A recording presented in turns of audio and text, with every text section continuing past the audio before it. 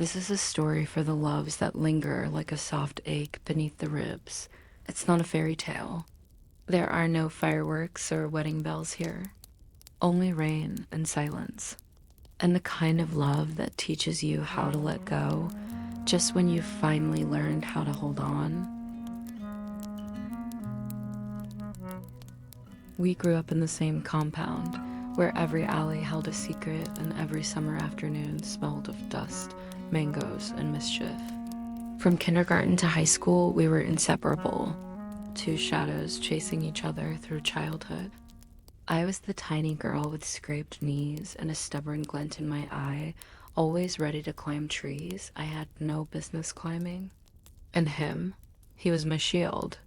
My personal knight in school-issued shorts, teeth gritted whenever someone made me cry. Fists ready, though, rarely needed. It started as friendship, pure and sunlit. The kind built on shared snacks, half a peso ice candy, and secrets whispered beneath makeshift tents of blankets and broomsticks. But time has a way of shifting things. Inches became feet. Childhood blurred into adolescence. And somewhere between the teasing and the tandem bike rides home, my feelings changed. At first, I didn't understand it. Why my heart fluttered when our hands brushed. Why his laugh stayed with me longer than the jokes. Why the sound of his name felt like something sacred in my mouth. But one day, it became clear. It was a school afternoon, the sky heavy with clouds. Another boy, a classmate, joked at my expense, his touch lingering just a second too long, and before I could react, he was there. My knight, no smile this time, jaw clenched, voice low. Fists at his side, the boy backed off, and me, I couldn't breathe. Not because of fear, but because that was the moment my heart thundered for a reason it never had before. That night, I lay in bed, heart aching with clarity. It was him. It always been him. I rehearsed it in my mind for months. The confession, the words, the smile I imagined on his face. I carried that love like a secret badge of courage. Then my 18th birthday came. I wore a new dress, the one I saved for months to buy. Stood in front of a mirror, cheeks flushed, excitement bubbling in my chest like soda. Today, I told myself. Today I will tell him. No more hesitations, no more waiting. But fate, cruel and quiet, had other plans. That afternoon, I learned he was leaving military academy, the decision made long ago. And somehow, he'd kept it all from me. He was leaving, and I hadn't even known he was packing up. The words caught in my throat and refused to come out, so I hid. For days, I hid from him, from the world, from my own foolish hope.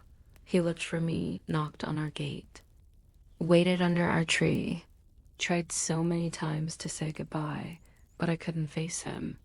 Not until the last moment, the morning of his departure. The sun not yet fully risen, the sky still bruised with dawn, I ran. Barefoot, breathless, heart in pieces, and I found him. Already in uniform, bag on his shoulder, eyes full of goodbye. I didn't cry. I couldn't. Instead, I reached into my pocket and pressed a small, worn compass into his hand. Its edges rusted, the glass cracked, but it still turned, always turning. "So you can find your way home?" I whispered, voice shaking. He looked at me then, eyes saying more than his lips ever would. He knew. He knew what the compass meant, but he didn't say a word. Not then, not when it mattered. So I watched him walk away, with my love sealed in his palm, and my silence trailing behind like a ghost.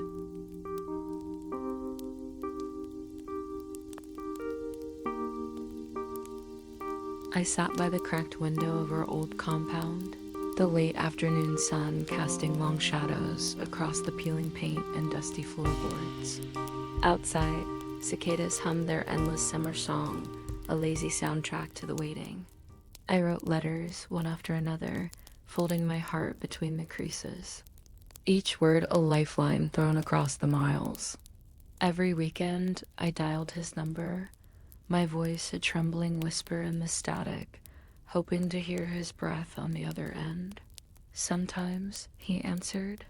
His voice clipped, distant, like he was already walking away. "I have to go," he'd say, hurried, clipped, like a ghost slipping through my fingers. The letters slowed, from pages filled with hope, to scraps of excuses, to nothing but silence. 3 letters, that was all it took. I waited. Nights stretched long, tears marking silent tracks down my cheeks. Prayers whispered to a quiet sky, begging my stubborn heart not to break. 6 months of aching stillness. Then one day, he came back, alive but different. He didn't smile like he used to. His left hand, the one that held me steady on rough days, now trembled, weak as a leaf caught in the wind. They'd taken him off the front lines, stuck him behind a desk. I saw the fight drain from his eyes like paint peeling off a wall. I brought him food, hoping to stitch together what was fraying. I laughed for both of us, even when my heart felt like it was cracking in two. Until that day, the day the quiet shattered. "Stop treating me like I'm broken," he snapped, voice sharp and brittle. "I'm not." I cried, eyes blazing, tears shimmering in the fading light. "I love you." He stared at me like I'd become a stranger. "Don't." And just like that, I learned. I packed my love into silence, folded it away like a secret too heavy to carry. I didn't give up. I just learned to love myself enough to walk away.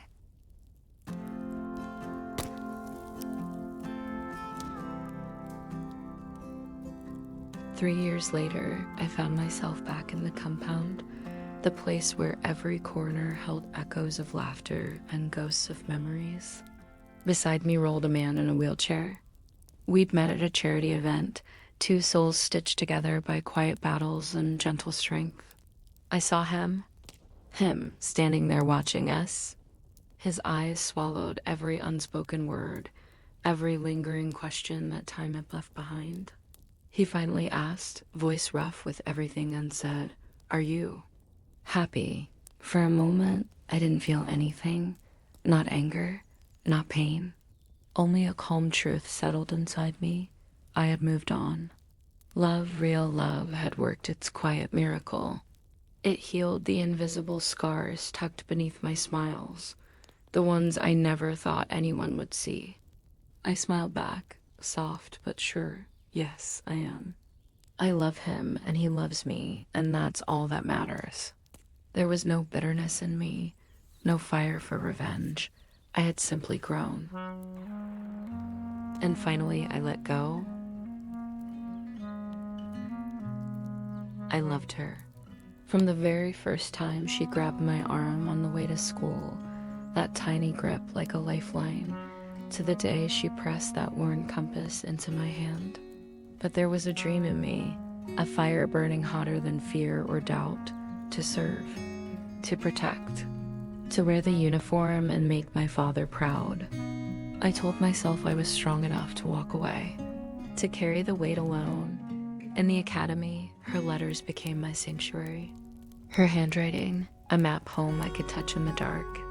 But the harder I tried to hold on, the more I pulled away. I thought if I distanced myself, if I made the break easier, it would hurt her less. Then came the mission, the blast. Pain ripped through me, but it wasn't just my arm that broke. When I came home, I wasn't the soldier she thought I was.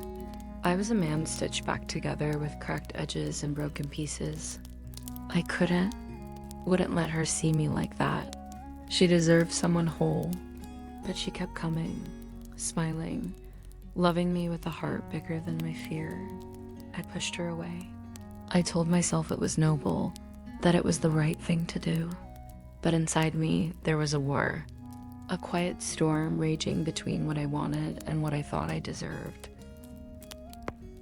I loved her, but I was terrified. Terrified that my scars would break her too. Then I learned something brutal. Love doesn't ask for perfection. Love asks for presence. For showing up, even when you're cracked, even when you're scared. I lost her twice, and the second time it was my fault.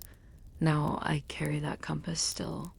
It doesn't always point north, but it always points to the place I need to find, to heal, to grow, to become whole, to be the man worthy of the woman who loved me, and still does, somewhere beneath the silence.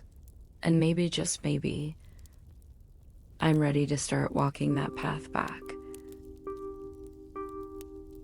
And that ends his story. A tale of love that held on tight, and a heart learning how to let go. I've come to see that some loves don't really end. They transform. Sometimes they grow wings and fly away. Sometimes roots that sink deep inside us. Sometimes they fade into a quiet ache, a gentle reminder of what was and what still lingers. He still holds that compass. It doesn't always point north, but it always points back to her. She loved him, truly, and he's learning to love himself enough to believe he's still worthy of love.